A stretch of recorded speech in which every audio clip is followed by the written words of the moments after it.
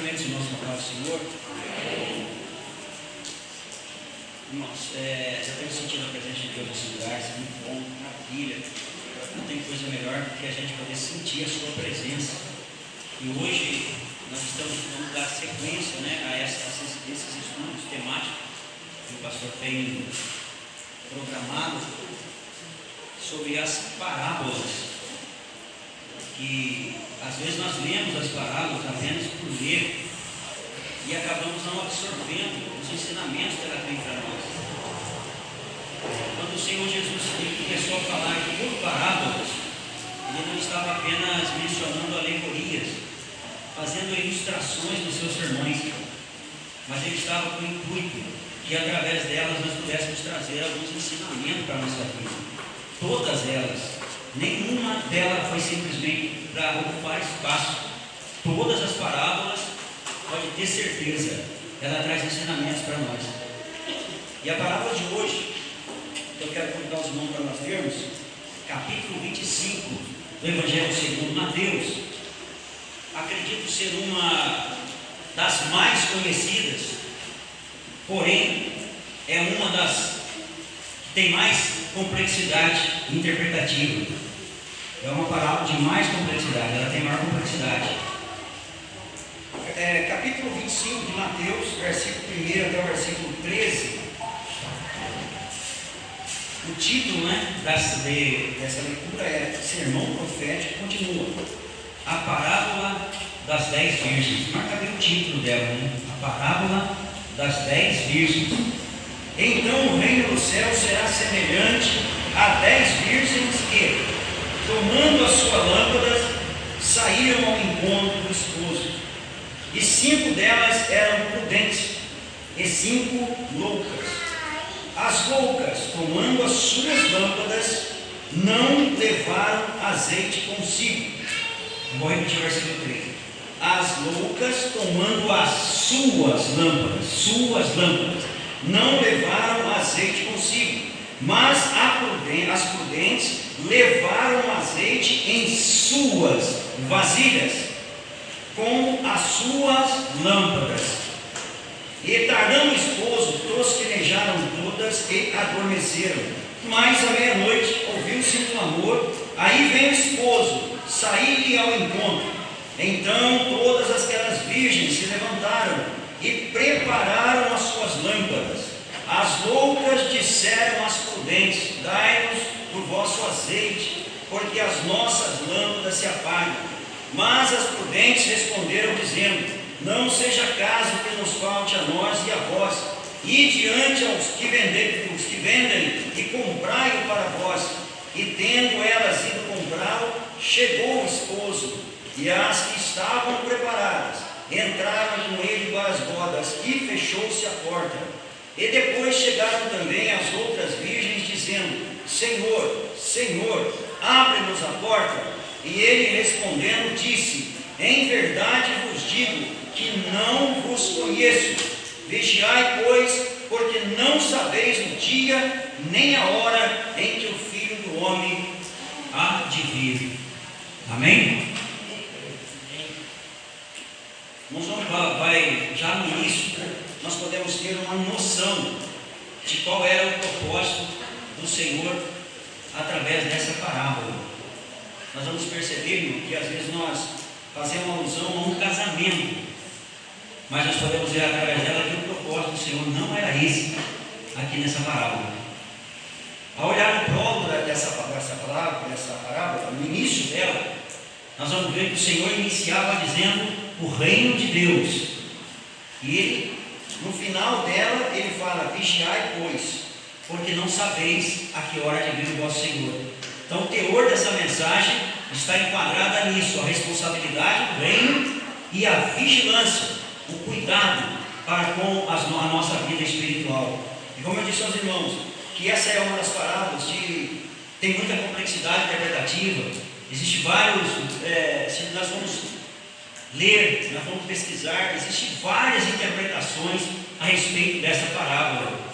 Através do conteúdo dela, ela dá margem para muitas interpretações. É isso que nos chama bastante atenção. Por exemplo, existe personagem nela aqui. Alguns personagens dela, por exemplo, o noivo, as 10 virgens e aquele que dá o anúncio dizendo aí vem o esposo. São personagens que, através desse aqui, a gente já consegue muitas interpretações diferentes. Depois tem também os elementos que compõem essa parábola, que eram as lâmpadas, o azeite, a quantidade das virgens, o endereçamento desta parábola, para quem ela foi escrita. Então existem muitas interpretações. E às vezes aqui entre nós, os irmãos que meditam na palavra de Deus, e as irmãs também que lê a palavra, pode ser que vocês aí, cada um de vocês tenha um pensamento a respeito dessa parábola, porque ela dá margem para isso.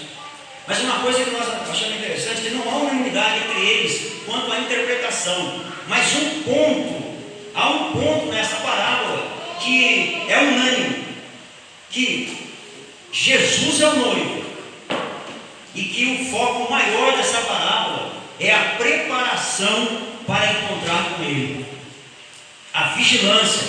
Esse é o foco principal dessa mensagem. Então nós não vamos ater, irmãos, a quem são as virgens, não vou ater a isso que nós temos falado aqui, aos personagens, aos elementos. Nós vamos ater no conteúdo que essa parábola quer transmitir para nós. Eu até coloquei aqui um título diferente nela, ou seja, podemos intitular como advertência ao preparo e à vigilância. Esse é o teor que Jesus queria passar. Nós vamos observar que no primeiro versículo que nós lemos, essa parábola inicia, o versículo 1 do capítulo 25, inicia com uma palavra então. A palavra então é uma conjunção coordenativa, ou seja, essa parábola está ligada ao assunto das que vêm das anteriores. O Senhor Jesus começou a falar nesse assunto no capítulo 24, quando os seus discípulos, em particular, fizeram uma pergunta para ele: Senhor, quando será a sua vinda? E que sinal nos dá da sua vinda no fim do mundo? Foi o que eles perguntaram para ele. Então Jesus começou a partir daquele momento do chamado sermão profético. O Senhor começa a falar, e as parábolas que antecedem a essa têm relação também com o cuidado, com a vigilância e com a iminência do reino de Deus. Era isso que o Senhor estava chamando a atenção dos seus discípulos. E quando ele chega aqui no capítulo 25, que vai entrar nas parábolas das 10 virgens, ele começa dizendo: então o reino de Deus é. Então o reino de Deus é. Ou seja, está chamando a atenção de tudo que eu falei para vocês, dá para vocês terem uma ideia do que é o reino de Deus. E o interessante, irmãos, que essa parábola, ela não inicia com as pessoas em destaque. Não era normal, Jesus usava sempre pessoas em destaque. Um rei, um pai de família. Pode ver a maioria das parábolas, nem todas, mas a maioria delas, inicia assim: um rei, pai de família, um credor, um homem rico. Mas nessa, ele podia ter iniciado pelo noivo, ou ele poderia ter iniciado pelo casamento, ou pelas bodas. Mas não é por aí que ele inicia, para nos chamar a atenção que o propósito dessa parábola era a necessidade do cuidado e do comportamento dos convidados. Não tinha relação com o casamento, com o noivo e a noiva. Vamos ver que a noiva nem é citada aqui nessa passagem. Vamos observar que não fala da noiva aí. Vocês não veem onde está a noiva nessa parábola? Não cita ela aqui. Porque o que Jesus estava querendo trazer não era sobre o casamento, mas era sobre os convidados. Nesse caso aqui, as 10 virgens. E quando o Senhor falava com eles ali, o Senhor estava falando com um povo judeu que conhecia a tradição. Eles conheciam a tradição. Eles sabiam como é que era a tradição de um casamento judaico. Todo esse elemento que nós estamos falando estava inserido no casamento. Então o Senhor não entrou em detalhes com eles, mas o Senhor chamou-lhe a atenção da responsabilidade que tinha aquelas convidadas ali. que era as 10 virgens, aonde começa a nossa parábola aqui. Ele diz assim, no versículo 1: então o reino do céu será semelhante a... Olha por onde que começa essa parábola. Não começa pelo noivo, começa pelos convidados. Começa por esse convidado. E tem algumas coisas, irmãos, que eu anotei que me chamou a atenção, que eu queria conversar com os irmãos sobre isso. Claro que hoje não é uma pregação, mas é um estudo dentro da parábola. Parece que sai um pouquinho fora, até hoje é pensando na ceia, mas está no programa que fosse falado sobre a parábola, né? Então nós estaremos falando sobre ela. Então o que me chama a atenção, irmãos, que o propósito aqui não era o casamento, mas o comportamento dos convidados. Era o comportamento dos convidados. Porque nós vamos observar que a parábola não inicia com as virgens. Ela não inicia, ou melhor, não inicia, ela inicia com as virgens, não com o noivo. Começou com as virgens. Então, o Senhor Jesus estava chamando a atenção: olha, nós vamos falar sobre os convidados. É sobre eles que nós vamos falar. Então esquece a noiva, esquece o noivo. A preocupação é os convidados. O interessante aqui, irmãos, é o propósito desta parábola. Por que Jesus começou pelas virgens e não pelos o noivo? Alguns propósitos que eu achei aqui, irmãos, interessantes. Primeiro propósito: apresentar o privilégio das convidadas, encontrar o noivo. E outra, elas eram especiais. Olha só, o Senhor estava aqui apresentando os privilégios das convidadas. Quando Ele falou assim que aquelas virgens, elas foram convidadas, convocadas, selecionadas para ir encontrar com o noivo, Ele estava trazendo para nós que esse era um privilégio. E aqui eu queria que os irmãos se encaixassem, porque nós não vamos falar da igreja em si, mas nós vamos falar de cada um de nós em particular. Havia ali um privilégio das convidadas, era encontrar com o noivo, porque elas eram especiais. Jesus estava chamando a atenção disso. Olha, nós vamos falar dela. Ela não é as virgens não era simplesmente uma convidada das bodas, que havia pessoas convidadas, muitos convidados a participar da boda. Havia muitos que eram convidados. Mas em especial, essas 10 tinham uma função especial, que era cortejar, era acompanhar o noivo no cortejo nupcial. Jesus chamava a atenção disso. Nós podemos olhar para nós e vermos isso. Nós não somos uns simples convidados, nós somos especiais. Nós somos convidados especiais. Nós não somos qualquer um, porque o Senhor também nos convidou e nos selecionou.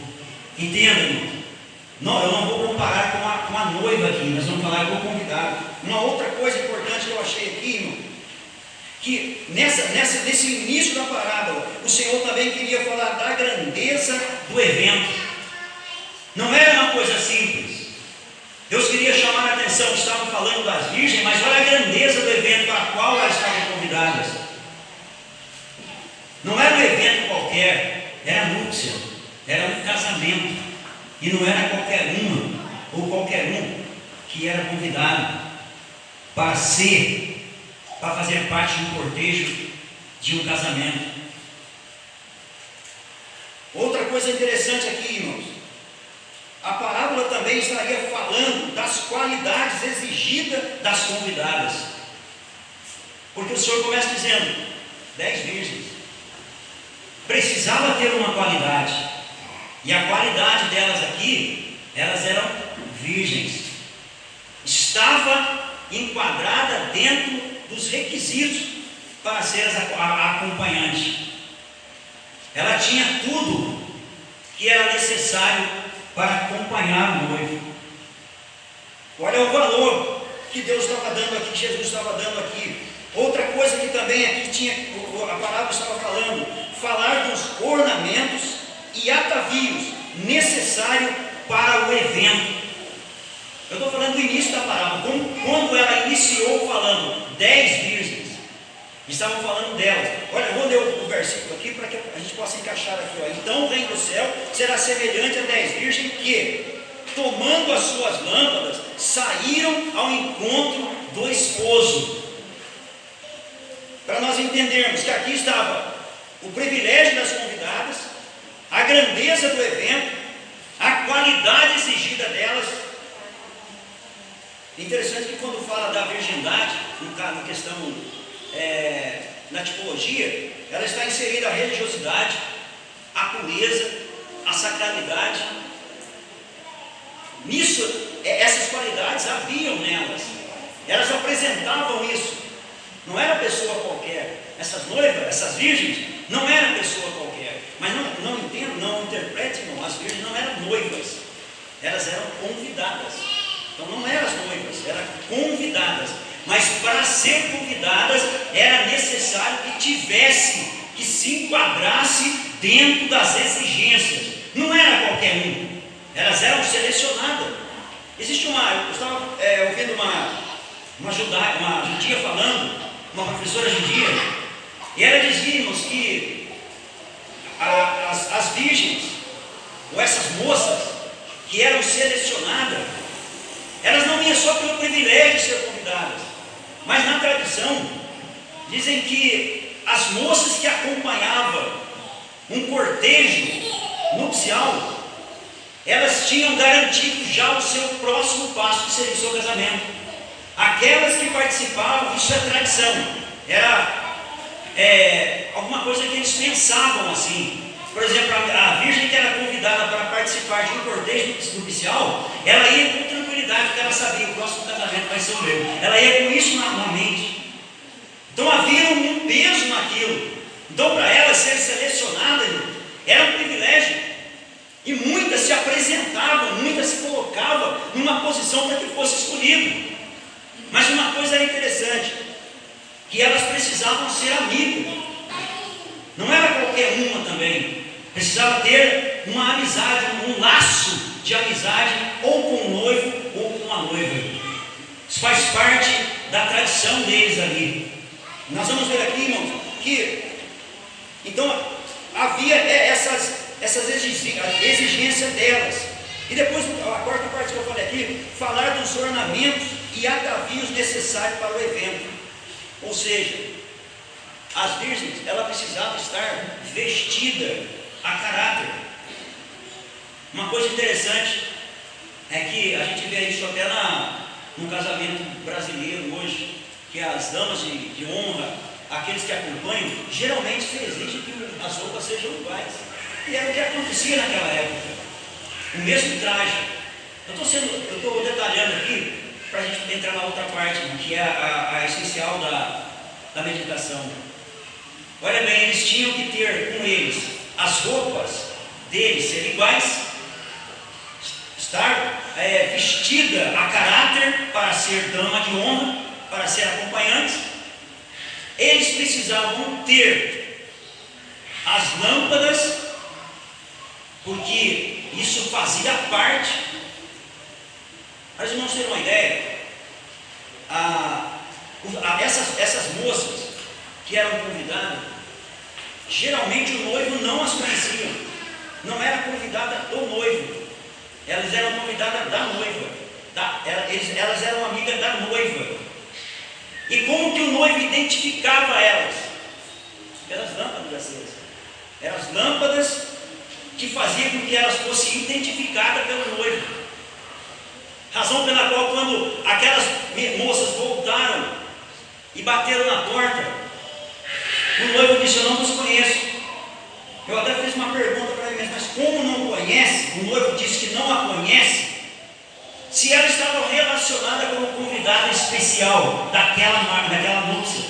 Elas eram relacionadas como convidada especial, mas acontece que as lâmpadas delas se apagaram.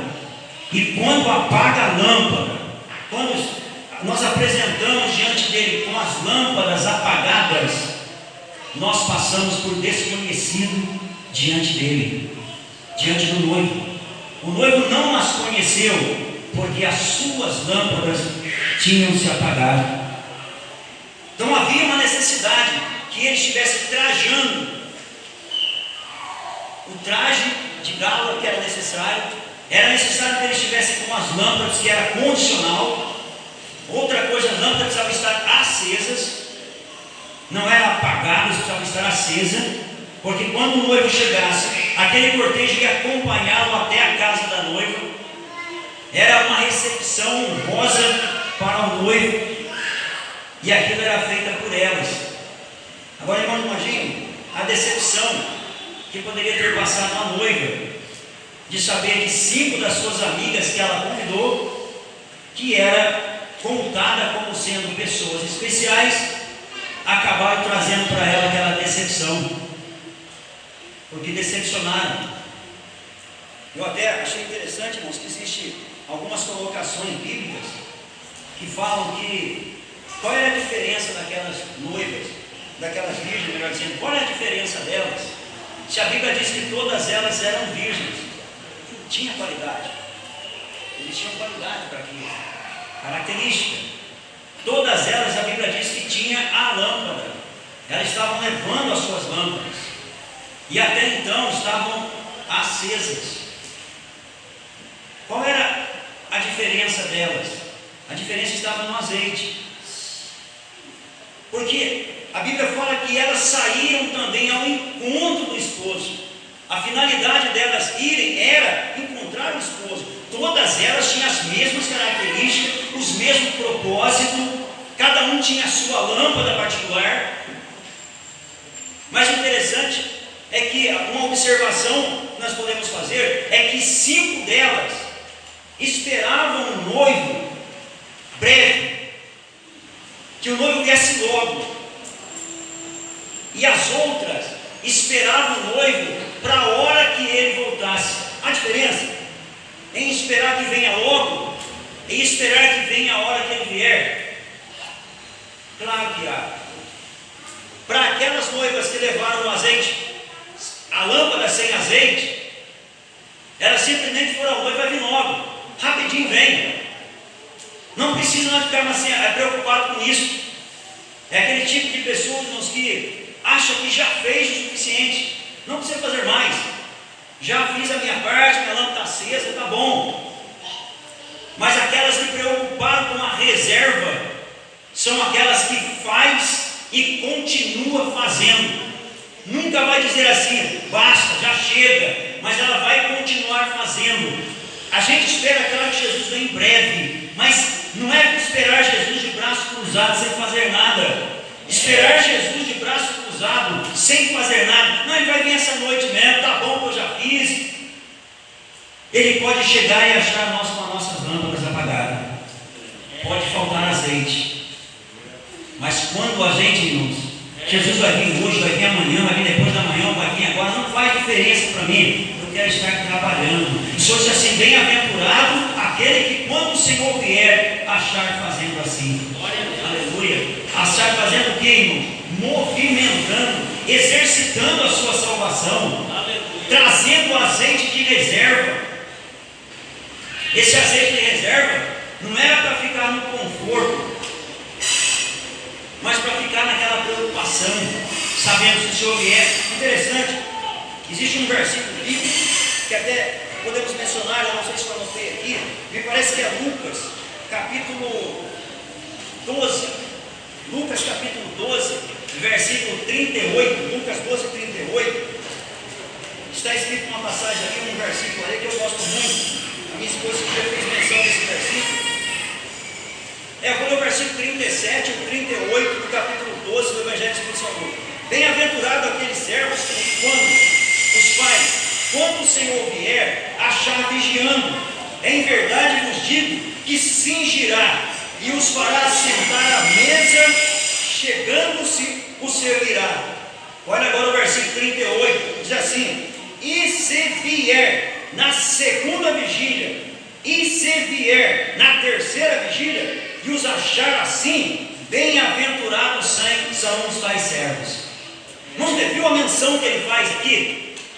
De 2 horas. Ele faz a menção da segunda vigília e da terceira vigília. A segunda vigília começa às 9 da noite e termina às 0 horas. A terceira vigília começa às 0 horas e termina às 3 horas da manhã.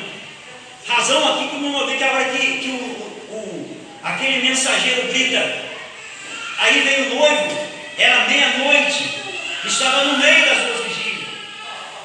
Era meia-noite, final da segunda, início da terceira. Aí a gente pensa, 5 virgens, talvez esperasse o noivo apenas na primeira vigília. Ele esperava na primeira. Se o Senhor não vier, havia um desânimo. Até nas nossas orações, às vezes nós somos assim. Parece que nós colocamos um prazo para Deus operar em nossa vida. Se Deus não faz, a gente desanima e acaba até falando, não vou orar mais. Deus não atendeu. Mas aqui o Senhor nos chama a atenção para isso. Não desista, continue insistindo, porque se não foi na segunda, será na terceira. Se não vem na segunda, vem na terceira. Interessante que não foi citado primeira e segunda vigília, não foi citado nem terceira nem quarta, segunda e terceira, porque combina com a emenda das duas, precisamente à meia-noite. Uma termina e a outra começa. E foi nessa hora. Aí veio aquelas que foram ali apenas com o azeite para a segunda vigília. Quando o noivo gritou, aí quando alguém gritou ali, aí vem o esposo. Interessante que elas estavam todas dormindo, todas esperaram, porque geralmente o início de uma caminhada para uma marcha oficial ou para uma núpcia começa às 6 horas da tarde. Existe uma celebração feita antes do casamento, eu até anotei aqui, que é Yom Kippur, chama dia, que é o dia do perdão, que ele começa às 18 horas de um dia e termina às 18 horas do outro. O que é isso? É despedida solteiro dos judeus, mais ou menos assim como faz a gente aqui, os brasileiros. Só que lá, irmãos, o dia do perdão, que é chamado Yom Kippur, ficam 12 horas, o homem que vai se casar, ele fica 12 horas em jejum, até de água. Passam das 6 horas de um dia até das 18 horas de um dia, quando termina o dia, até as 18 horas do outro dia, em jejum, para que no dia do seu casamento, ele possa receber a bênção de Deus. Né? Quem faz isso hoje? Tinha essa celebração, essa disposição para fazer isso, era costume deles, para que aquele relacionamento entre eles ali pudesse ser abençoado. Então tinha toda uma tradição para que pudesse acontecer bênção na vida deles. E na sequência aqui nós vamos ver, irmãos, que quando chega aquele aviso, aquele grito, aí vem o esposo. Foi o momento em que pôde-se ver a diferença entre elas. Não dava para ver. Todo mundo que olhasse para aquelas moças ali, pelos seus trajes, pelo seu jeito, por tudo que tinha, ninguém conseguiria a olho nu fazer uma diferenciação entre elas. É interessante que, voltando para os nossos dias, como é que a gente consegue ver hoje também a diferença? Parece que todos são iguais. Não conseguimos perceber a diferença. Mas o perigo, irmão, o perigo é que essa diferença só seja notada quando vier o toque da trombeta, porque aí não há mais jeito, não há mais como haver conserto, não há mais como haver mudança de comportamento. Nós vamos ver que quando chega a meia-noite, lá estavam elas. Interessante que elas todas estavam dormindo, tiveram o mesmo, passaram pela mesma preocupação, passaram pelos mesmos problemas. Mas quando sai o clamor, aí vem o esposo sair ao encontro, aí aconteceu a diferença. porque aquelas que estavam preparadas para quando ele viesse, que fosse na segunda ou na terceira, elas simplesmente levantaram, pegaram a sua lamparina, e com certeza também já estava quase apagando, mas ela tinha reserva para colocar lá na lamparina. Elas colocaram reserva e puderam seguir o cortejo.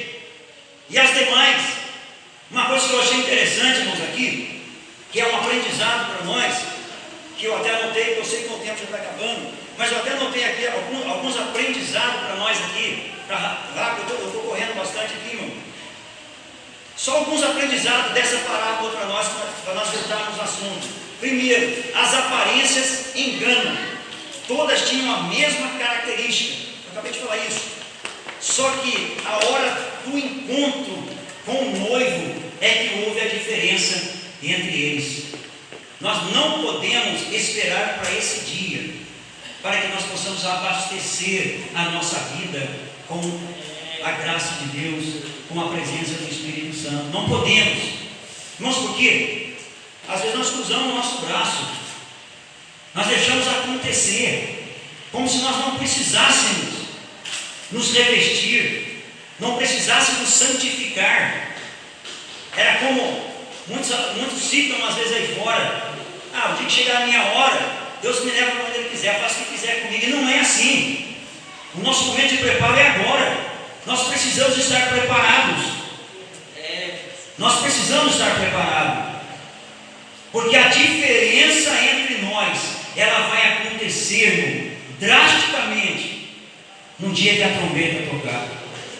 Na hora que for anunciado, aí vem o esposo, sair ao encontro. Como é que nós vamos nos comportar nesse dia? O primeiro aprendizado que eu encontrei aqui foi isso. Elas tinham a mesma característica, mas a aparência enganava. Outra coisa, não bastavam ser qualificadas, eles precisavam ter o azeite. Não bastava que elas tivessem qualidade, todas tinham, mas elas precisavam ter azeite. Um dia desse a irmã Fátima pregou aqui, né? Enchei-vos do Espírito. Muitos de nós não temos mais essa preocupação. Poucos até buscar batismo com o Espírito Santo hoje. Poucos buscam. Não sei se todo mundo aqui é batizado com o Espírito Santo. Mas aqui, graças a Deus, a gente vê bastante gente falando em língua. Mas tem lugar que nem buscar mais o batismo do Espírito Santo não buscam. Não busca revestimento de poder. Parece que nós ficamos tão acostumados com o que somos. Ficamos tão acostumados com essa mesmice da vida. E acabamos deixando-nos de aproveitar tudo de bom que Deus tem para nós. Então, irmãos, não bastava ela apenas ter a qualidade, era preciso que elas tivessem azeite. É como eu disse, era o azeite para que mantesse o fogo aceso e legitimava ela como convidada. Porque se acabasse o azeite, apagava a lâmpada e elas perdiam a oportunidade do privilégio de poder entrar nas bodas. O Senhor estava advertindo sobre isso. Desde o começo da parábola era isso que ele estava advertindo. A necessidade que tivesse preparada, respondendo pelas exigências, para que na hora que o noivo chegasse, não fossem decepcionados e deixados para trás. Porque vai acontecer. Essa parábola aqui é um ensinamento para nós, vai acontecer. Irmãos, o que me chama a atenção também, olha só, que aquelas moças, quando foi gritada a chegada do noivo, e elas perceberam que não tinha azeite suficiente, porque no momento do encontro, até o local das núpcias ou das bodas, podia levar ainda um bom tempo caminhando. Não era na porta da casa, era num lugar separado. Ali haveria o cortejo até a casa da noiva. Então, quando foi falado para elas ali sobre o azeite dela, que ela foi procurando, não tinha, elas foram pedir a outras. Aí a gente pode perceber, irmãos, que o azeite, ele não pode ser compartilhado. Por mais que sejam amigos, por mais que sejam parentes, por mais que sejam íntimos, não tem como compartilhar o azeite. Como eu disse na interpretação, alguns dizem que o azeite aqui é o Espírito Santo, outros dizem que o azeite é a salvação, outro diz que o azeite é a graça divina. Seja qual for a interpretação, está certo e está claro que não pode ser compartilhado. Eu não vou salvar minha esposa de jeito nenhum. Se o Jesus vier, ou ela for ou eu for, claro que nós vamos mais dois, se Deus quiser vai ser mais dois, mas eu não posso garantir para ela o meu azeite, e ela não pode garantir para ela o azeite, para mim o azeite dela. Eu preciso ter o meu, porque na hora que ela vai lá e fala assim, nosso azeite está acabando, ela podia simplesmente falar assim, eu tenho um pouquinho aqui, eu divido com você. Não dá mais, não tinha jeito. Olha, vai a quem vende, compra para vocês. Não dá para compartilhar o azeite. Não estão entendendo? Não dá para compartilhar o azeite. E eu tenho certeza, irmão, a Bíblia não fala isso, a parábola não fala isso, mas nós podemos conjecturar isso, que quando aquelas foram, diz a Bíblia, que elas foram buscar o azeite, o que aconteceu? O noivo chegou. Será que aquelas 5 prudentes não chegou a falar para o noivo, as outras vão comprar azeite? Será que não falou, irmão? Vamos fazer uma conjectura assim? Falou para os noivos, espera só um pouquinho, elas foram comprar azeite, já vem. Dá tempo, mas não. Mas elas foram comprar o azeite, era a nossa amiga. Não dá tempo mais, vamos para agora, vamos embora. Não dá tempo. Aí eu pude entender que naquele momento, nem intercessão de pai, de mãe, de amigo vai resolver. Não tem como eu falar assim, o meu filho está ficando, minha filha está ficando, minha mãe está ficando, meu pai está ficando. Não tem jeito. Quem tem azeite vai, quem tem lâmpada acesa vai, e quem não tem fica, vai ficar. Esse é o peso da parábola, é o peso da parábola. Era nisso que o Senhor estava tratando. O preparo comportamental de cada um precisa ser feito agora, precisa estar preparado agora. Ter lâmpada não significa nada. Ser virgem não significa, como eu disse, religiosidade não significa nada. É preciso ter azeite, é preciso ter o Espírito Santo agindo na vida, é preciso ter reserva no coração, aleluia, para que quando o noivo chegar, ele chamar, a gente possa entrar. Então eu disse aos irmãos, era convidada, elas eram amigas da noiva e não do noivo. Então o que identificava elas para o noivo era a lamparina acesa. Se tivesse 8 ali, era só as 8 que iriam, porque o noivo ia conhecê-las através da lamparina acesa. Era isso que identificava elas para o noivo. Não interessava para ele quem estivesse com lâmpada apagada. E elas vão lá, irmãos, para nos provar que ou nós vamos com a lâmpada acesa, ou não tem mais jeito. É quando elas chegam lá e começam a bater na porta. Senhor, abre-nos, abre-nos.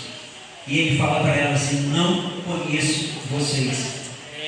Não tem misericórdia, não tem segunda chance. Ou a gente prepara agora, ou a gente fica. Ou a gente põe a nossa vida no altar agora, ou a gente fica. O nosso tempo de igreja não resolve. O que nós fizemos para a obra de Deus não resolve. Porque se o dia que o Senhor vier e nos chamar, nós não tivermos azeite, a gente fica. Na salvação, a salvação é que a gente não pode apresentar tempo de casa. Deus sim faz justiça sobre o nosso tempo, mas nós não podemos exigir isso de Deus. Eu chegar aqui e dizer, Senhor, mas eu fui obreiro, eu dirigi congregação. O Senhor vai dizer assim para mim, apartai de mim que eu não vos conheço. Mas eu expulsei demônio, eu falei língua, apartai de mim que eu não vos conheço. O tempo de casa não resolve diante de Deus, é preciso estar preparado na hora. Aí encerra a parábola dizendo assim, irmão, essa parábola encerra dizendo assim, vigiai pois, porque não sabeis o dia, nem a hora em que o Filho do Homem virá. Vigiai, pois, porque não sabeis o dia nem a hora em que o Filho do Homem virá. 24 horas por dia nós precisamos estar vigilantes. 24 horas por dia nós precisamos estar olhando para a nossa reserva, para ver como é que está a situação nossa. Já estou encerrando. Eu não sei se os irmãos lembram, eu tive Fusca. Então eu sei como é que é o Fusca. Quem já conheceu o Fusca, já teve Fusca, já viu Fusca antigos, eles tinham um marcador de combustível. Quem já teve vai lembrar disso. Ele tinha um marcador de combustível na frente, hoje é digital, mas naquela época não era. E ali, irmão, tinha algumas marcações dele, tinha o tanque cheio, tinha 1/4, tinha o reserva, tanque cheio, 3/4, reserva, 1/4, melhor, meio, 1/4 e reserva. O ponteirinho corria ali dentro. Então quando a gente andava no carro, a gente estava olhando sempre naquilo ali, o tanque estava cheio, depois ia para 3/4, depois para meio, depois para 1/4, depois para reserva. A espiritualidade nossa precisa ser dessa forma também. Vamos olhar para o nosso tanque. Como é que está o nosso tanque? Aonde que ele está? Está no 3/4? Está no 1/4? Está no meio? Ou está na reserva? Crente precisa estar cheio. Crente precisa estar cheio. Porque nós não sabemos o dia nem a hora em que o Filho do Homem há de vir. Deus abençoe os irmãos em nome de Jesus. Revela-nos, Senhor Jesus.